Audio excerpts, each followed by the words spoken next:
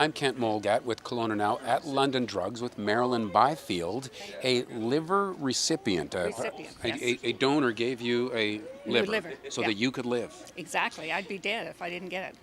So you're here in London Drugs as part of National Organ and Tissue Donor Awareness Week. Is that Yes. right? That's a cross-Canada program, and every province is involved in this, trying to raise awareness and get people to sign up to be an organ donor.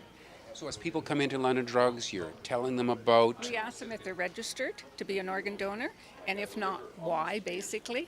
And if they have questions, we can answer those questions for them. Like a lot of people think, well, if I go to the hospital and I'm organ donor, they're not going to treat me properly. Well, that's completely false because the doctors don't even know whether you're registered or not. It's a program done through our transplant coordinators in major hospitals around the province. We have one here in Kelowna, and she would only go into that part of the healthcare system if you had been considered brain dead or cardiac arrest.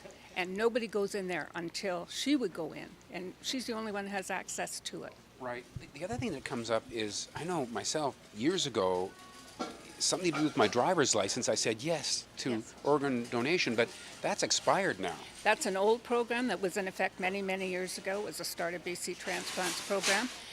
What they found was the driver's license very seldom got to the hospital, so there was no record of registration, and not everybody has a driver's license. So with the new program that started about 12 years ago, you're registered through your health care card, and it's a permanent one-time registration, and it's in the healthcare system.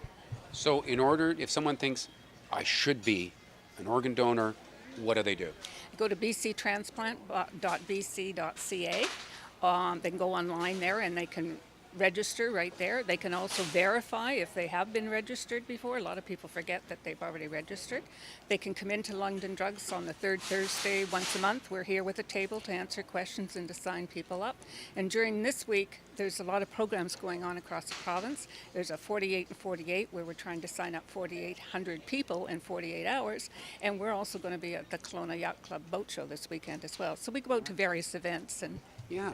So create awareness. if people missed any of that, you said third Thursday of every month, you're here in London Drugs Yeah. to remind people about what they need to do. what they need to do and answer those questions because so many people like you think it's still on your driver's license. Yeah. So we can answer those questions and say, no, you're not.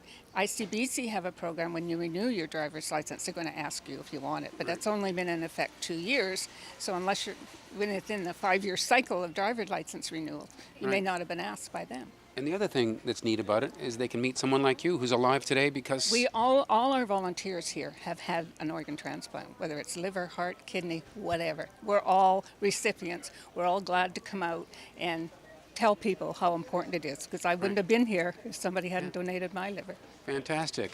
Marilyn, thanks for giving back. Thank you. For Kelowna Now, this is Kent Molgat.